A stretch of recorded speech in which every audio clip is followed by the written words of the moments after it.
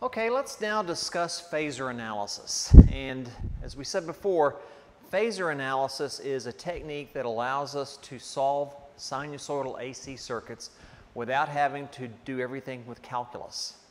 So phasor analysis was developed actually at the end of the 19th century. It's published, the technique was published in a paper in 1893 by Charles Steinmetz.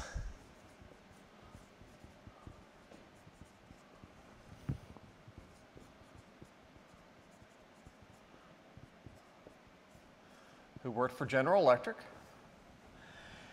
And this technique he showed basically solved a big problem. And that problem was engineers were unable to analyze their own power networks. And Steinmetz showed them a mathematical technique that would allow them to do it.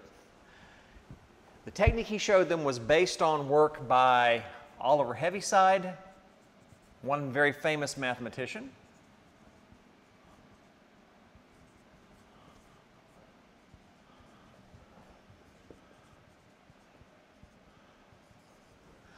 Heaviside, in fact, is the mathematician who created what we really think of today as Maxwell's equations. He took Maxwell's original paper, which was filled with dozens of different equations, and distilled them down to the very compact set of equations that describe RF and electromagnetics that we know today. And Steinmetz also based this on the work of Leonhard Euler.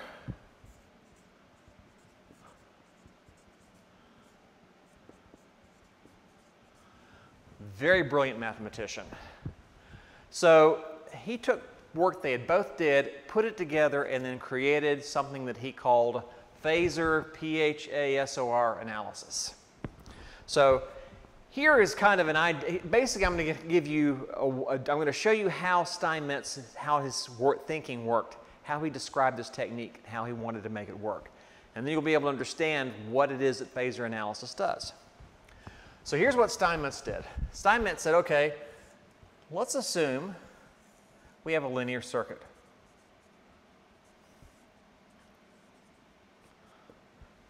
And let's further assume this linear circuit is being driven by a sinusoidal source.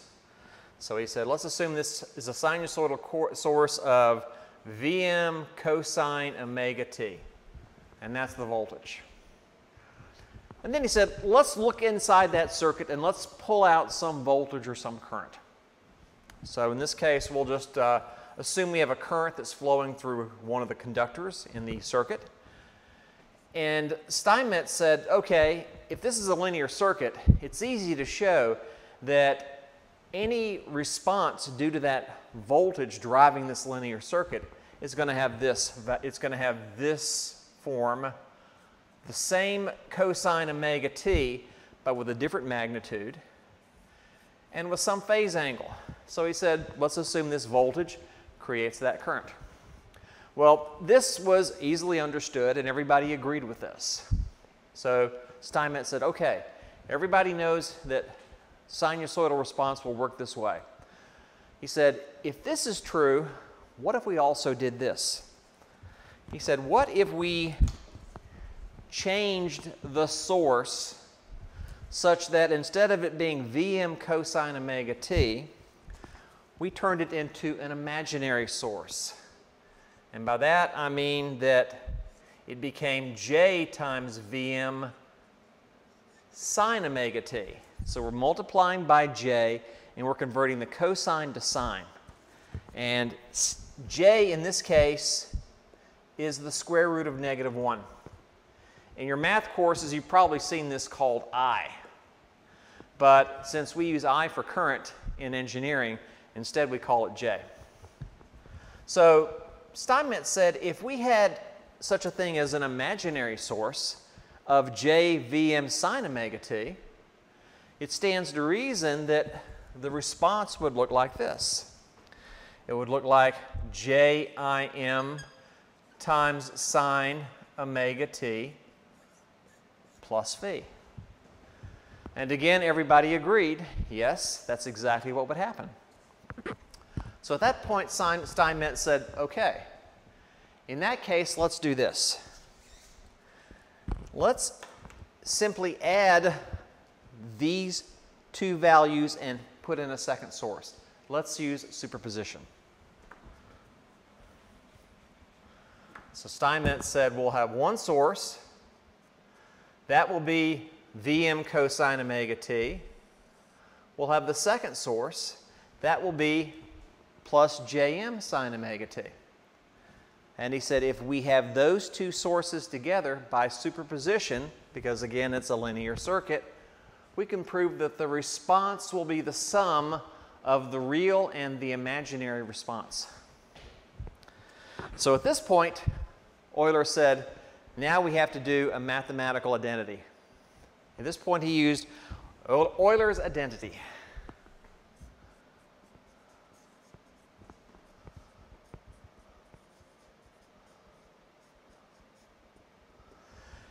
Euler's identity relates exponential responses to cosines and sines. And it says this.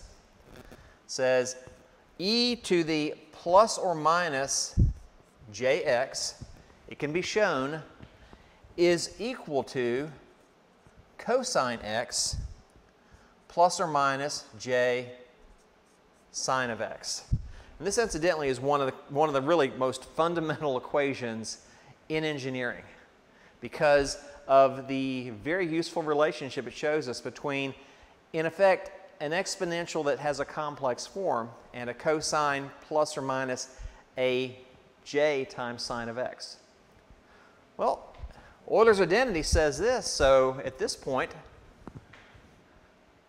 Steinmetz said, well, let's go and let's replace these with a complex exponential. He said, I can now do this. Here's your linear circuit.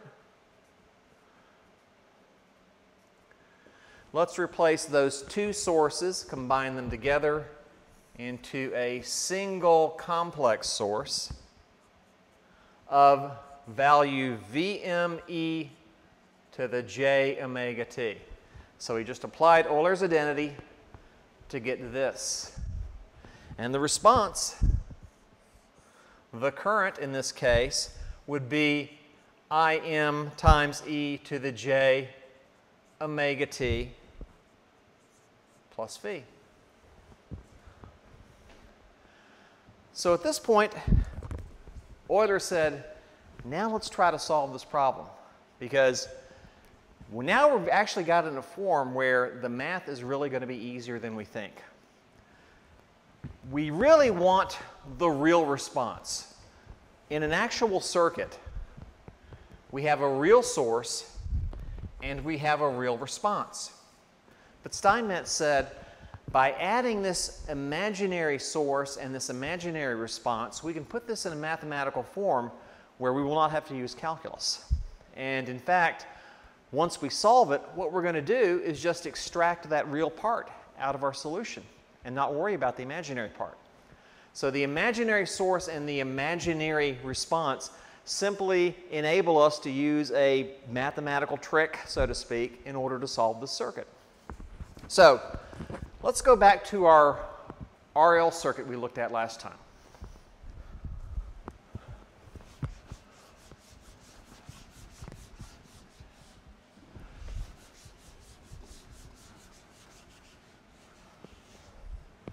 So before, whenever we did this, Vs and our resistor and our inductor, and we calculated the value of the current, we saw that it took a lot of effort solving a differential equation in order to get that solution. Let's rewrite this equation. So in this case, let's let Vs be equal to Vm e to the j omega t. So we started off as Vm cosine omega t. Let's add j Vm sine omega t, and then we'll convert it to its complex exponential form. And then from here, we'll write our equation. the form of our solution, the solution itself will also have an exponential form. So the form of the solution will be IT is equal to Im times e to the j omega t plus phi. So we have the same form of the solution, also now converted into exponential form. And di dt will therefore be equal to j omega times Im times e to the j omega t plus phi. That's a nice thing about exponentials. It's very easy to take the derivative of an exponential. And now in this case, let's write the Kcl equation, or pardon me, the KVL equation. And what we'll get is Vm e to the j omega t is equal to r times Im times e to the j omega t times ej phi. So notice I am decomposing this ej omega t plus phi, decomposing it into ej omega t times ej phi. So using the property of exponentials to do that decomposition. And then plus j omega L times Im times e j omega t times ej phi. And once again, I'm decomposing that j omega t plus phi and breaking it into two pieces. So I've written this, and notice something very nice happens. Notice ej omega t is common to every term in the equation, which means I can now go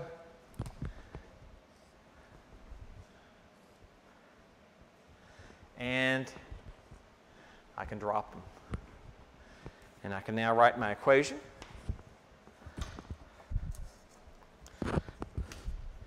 Vm is now equal to r times Im times e j phi plus j omega L times Im times e j phi.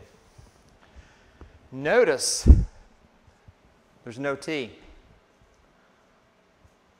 There's no time variable. The omega t is gone. That cosine omega t term. That e to the j omega t, gone completely. No time variable. So in this case, I can now go and I'm going to combine some terms together here.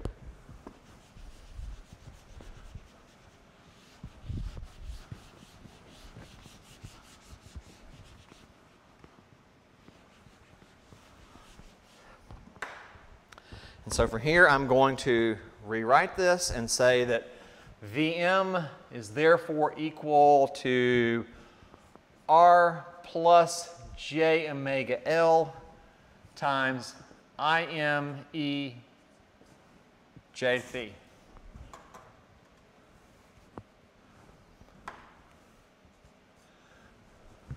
All right. So let's rewrite this. I'm going to take this and I'm going to divide both sides of the equation by that term. So I'm going to write this as Im e to the j phi is equal to Vm over r plus j omega L. And now I'm going to multiply the top and the bottom times r minus j omega L. In other words, I'm multiplying the denominator by the complex conjugate of that complex number, r plus j omega L. And if I do that, what I'm going to get is this is equal to Vm over r squared plus omega squared L squared times r minus j omega L.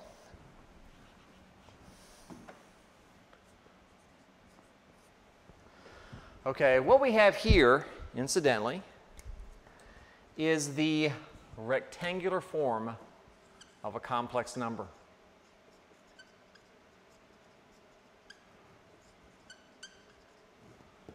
In fact, when you're talking about complex numbers, there are really three possible forms you can encounter. And certainly you've seen one and possibly two. You may not have seen the third.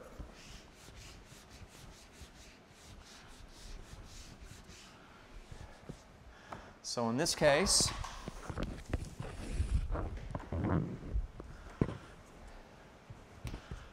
I'm going to write an identity for our complex numbers. Complex numbers can have the following forms.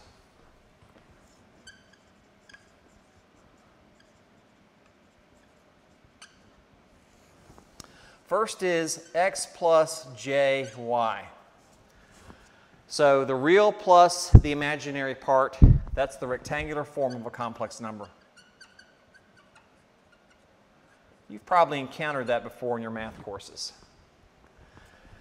And using Euler's identity, you can convert the rectangular form to an exponential form, which will be equal to x squared plus y squared times e to the j inverse tangent y divided by x. That's the exponential form of a complex number.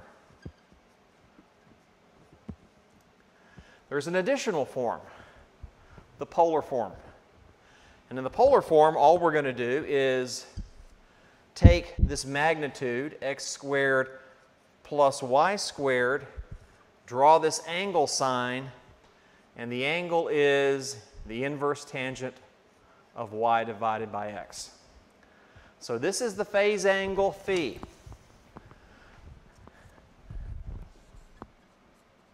So here's our polar form. You can go back and forth between these three forms. They're all mathematically equivalent. Any good scientific calculator that costs $20 and can do complex number math can go from rectangular to polar form and back very easily. Be a key in the calculator to do that. I strongly recommend, if you don't have one, to get a calculator that will do that. Very inexpensive. You can buy several good Sharp or Kcl models for $20 that will do this. It's simply very handy to be able to do this because Mathematica really only works in rectangular form, but it's very handy to be able to convert easily back and forth to polar form as well. So given this material here, and incidentally, look in the back of your book, there's an appendix that has a review of complex numbers, and that's worth looking at if you don't remember everything that you need to about complex numbers. Review that material. What that means is I can take this and I can convert this.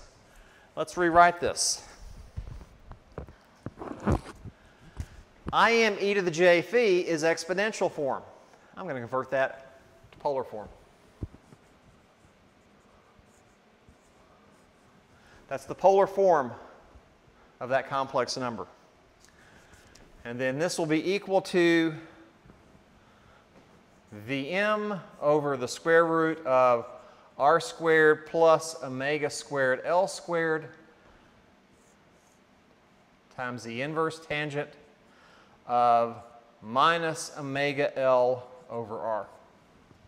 So all I've done is I've taken this and converted it to polar form. So now both sides of the equation have been converted over to polar form.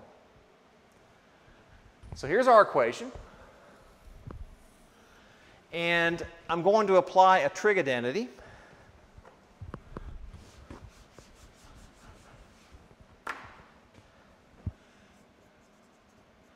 The inverse tangent of minus x is equal to minus the inverse tangent of x.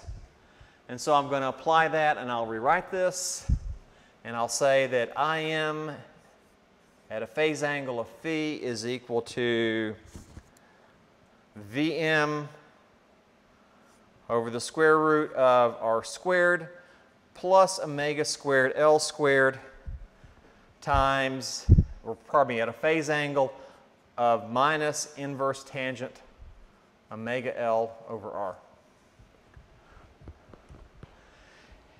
And now I can take this and look. I've got the magnitude of the current and the phase angle of the current. Remember, that was going to be the form of my solution. The form of my solution would be Im times cosine omega t plus phi. And it's right there.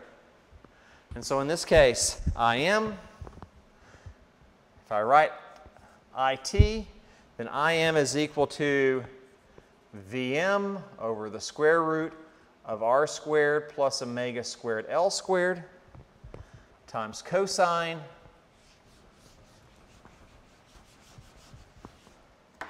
omega t minus the inverse tangent of omega L over r.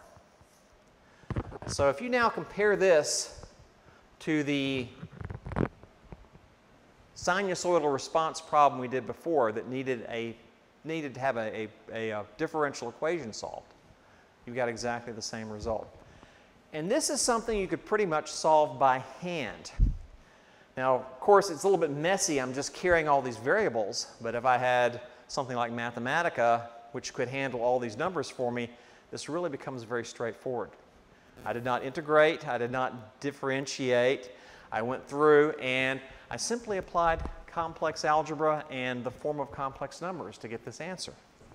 So, this was Steinmetz's brilliant insight. He said, in a linear circuit,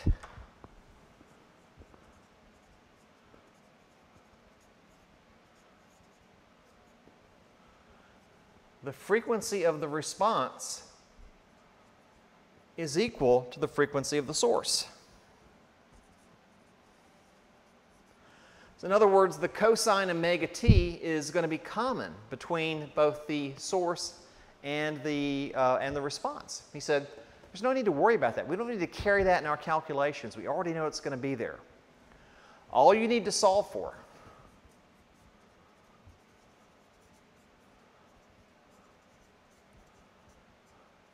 is this.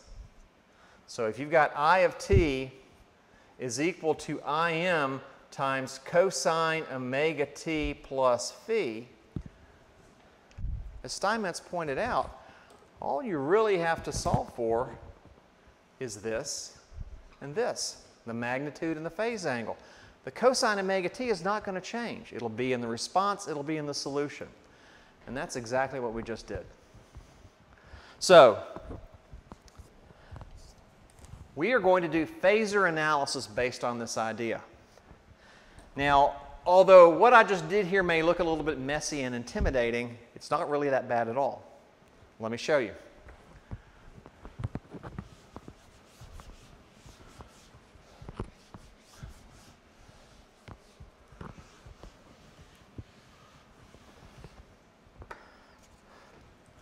Let's assume you're given a voltage Vt is equal to Vm cosine omega t plus theta. This is what we call the time domain equation.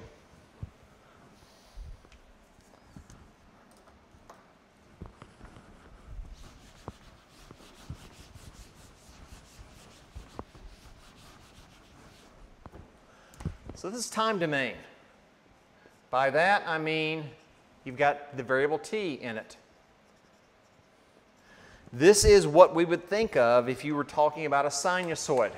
This is what we've been always drawing, something that looks like this, or solving with this. You convert this to a phasor domain just like this.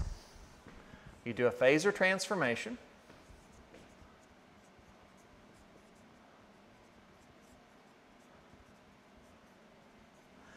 And you wind up with V is equal to Vm at a phase angle of phi degrees.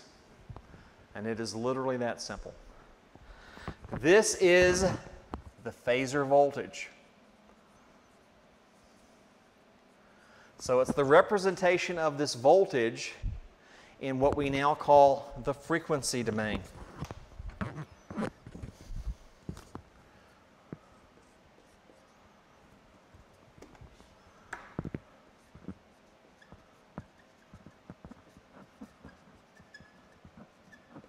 We've completely rid ourselves of the time variable.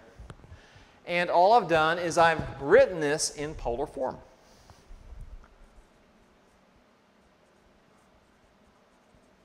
So you go from the time domain to a phasor in the polar form by just taking the magnitude and the phase angle and just plugging them directly into that phasor. It's literally that simple. You can also go the opposite direction. If I give you a phasor showing the magnitude and the phase angle, you can plug it right back into the time domain equation. So hopping between the time domain and the frequency domain is extremely simple. Now you notice what's really going on here is this phasor voltage is representing both a real and an imaginary portion. But you're discarding the imaginary portion and you're just jumping right back into the real portion. Now this is rectangular form. You can also write V this way.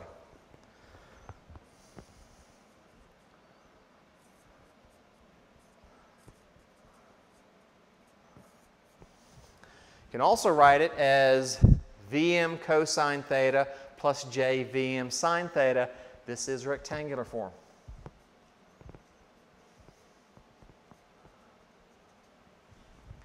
Now, notice I'm drawing this line over V.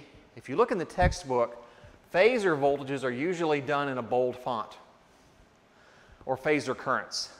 But in this case, since I can't really do a bolding when I'm doing on a whiteboard or do it easily, instead, the convention is to just draw a line over it to illustrate that's a phasor. So I can go from time domain to polar form to rectangular form very quickly. All right? So, as Steinmetz pointed out, if we transform all voltages and currents into phasor form, we can now solve using complex algebra because these are simply complex numbers. We don't have to use differential equations. And what we basically have here is a frequency domain representation of a time domain quantity. So, to reiterate, a phasor is a frequency domain representation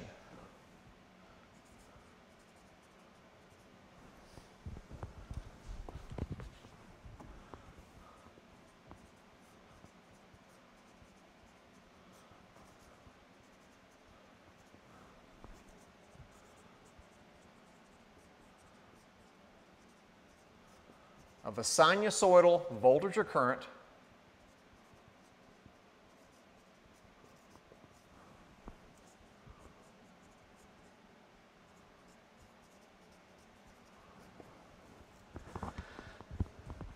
that contains the magnitude, the amplitude, and the phase angle information.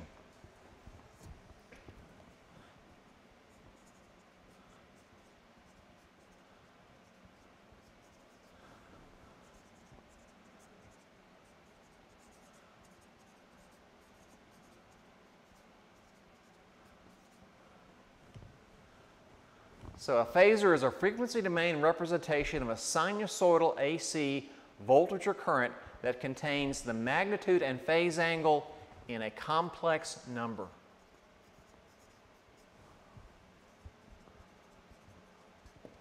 So a phasor is a complex number. It's a complex number which represents the magnitude and phase angle of a voltage or current. That's all you are. That's all you need to work with. Okay? By using phasors, as we're going to see, we can solve circuits using complex algebra. So in the frequency domain,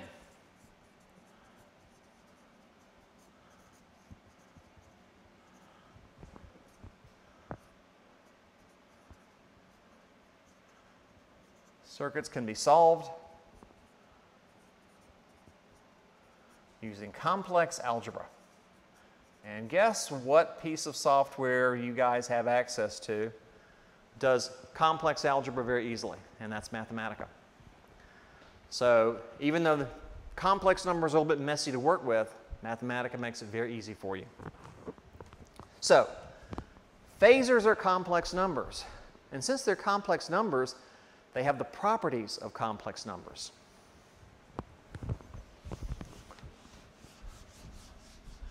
me show you some of the neat little tricks you can do with phasors.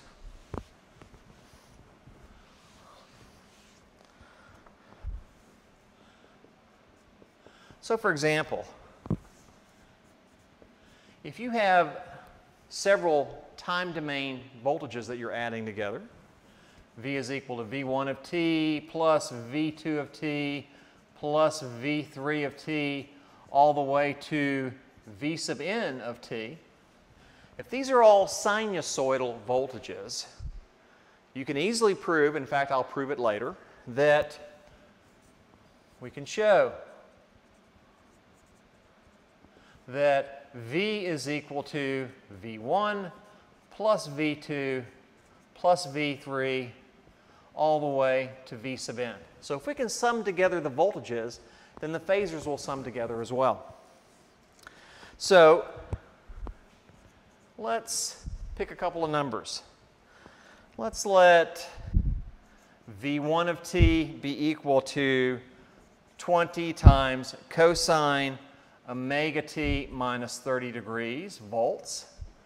And let's let V2 of t be equal to 40 times cosine omega t plus 60 degrees volts.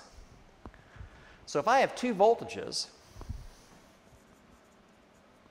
what is V of t equal to V1 of t plus V2 of t?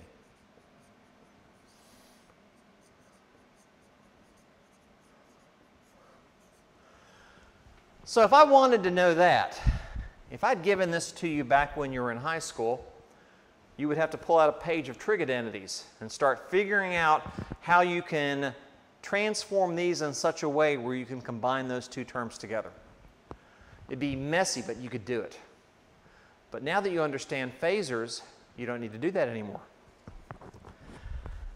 Let's convert these to phasor form.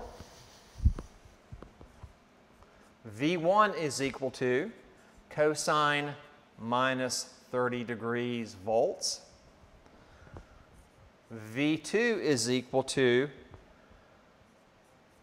40 phase angle of 60 degrees volts. So 20 at minus 30 degrees, 40 at 60 degrees. So notice what I did. I just took the magnitude and the phase angle and plugged them directly into the polar form. So I've got my polar form of my phasors. And now I can go through and I can convert these into rectangular form. This will be equal to 20 cosine of minus 30 degrees plus j times 20 sine of minus 30 degrees, which will be equal to 17.32 minus j10 volts. This will be equal to 40 cosine of 60 degrees plus j 40 times sine of 60 degrees, which will be equal to 20 plus j 34.64 volts. And incidentally, a scientific calculator will go straight from here to here with a push of a button. So you don't need to expand it into a sine and cosine and evaluate it. You enter in polar form and you say polar to rectangular conversion, and it'll give you that answer. So I really recommend you get a good calculator, or if you don't already have one, and it'll be very handy for doing these conversions. Okay, so now that I've got this, the rest is easy. So in this case, what I will get then is that V, which is equal to V1 plus V2. If I add these together, real gets added to real, imaginary gets added to imaginary. And so in this case, what I'm going to get is this is equal to 37.32 plus j 24.64. And if I convert this back to polar form, this will be equal to the magnitude 37.32 squared plus 24.64 squared times, at a phase angle of inverse tangent of 24.64 divided by 37.32.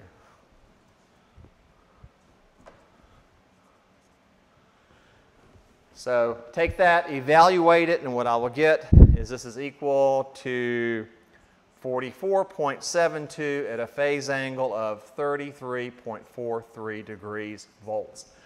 And once again, a calculator will go from here to here without you having to do that messy part in the middle. Now that I've got this phasor result, it's easy to go to the time domain. I take this and simply plug it in and say that V of t is therefore equal to 44.72 times cosine omega t plus 33.43 degrees volts. And there's my answer. Before, you would have needed some trig identities and a little bit of time and effort to do this. Now, with a good calculator, literally in a matter of less than a minute, you can solve this. You can combine those two sinusoidal quantities together. So, very, very powerful. Let's look at some other little tricks you can do.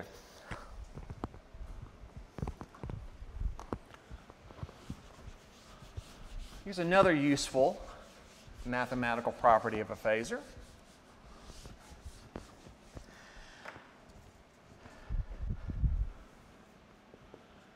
And we'll just kind of extend this to just complex numbers in general. Let's say given some complex number, call this x1, is equal to 10 at a phase angle of 30 degrees, and x2 is equal to 5 at a phase angle of 15 degrees. Let's calculate x equal x1 times x2. Let's find the product of those two complex numbers. So how are we going to do that? Well, let's convert those polar forms into rectangular forms. So x1 will be equal to 10 times cosine 30 degrees plus j times 10 sine of 30 degrees, which will be equal to 8.660 plus j5. x2 will be equal to 5 times cosine of 15 degrees plus j times 5 sine of 15 degrees, and I evaluate that, and it'll be equal to 4.830 plus j times 1.294. And at this point, all I have to do now is multiply those two complex numbers together. So x will just be equal to 8.660 plus j5 times 4.830 plus j 1.294. So if you multiply these two together, knowing that j squared must be equal to -1, and you add all your common terms, what you're going to get is this will be equal to 35.358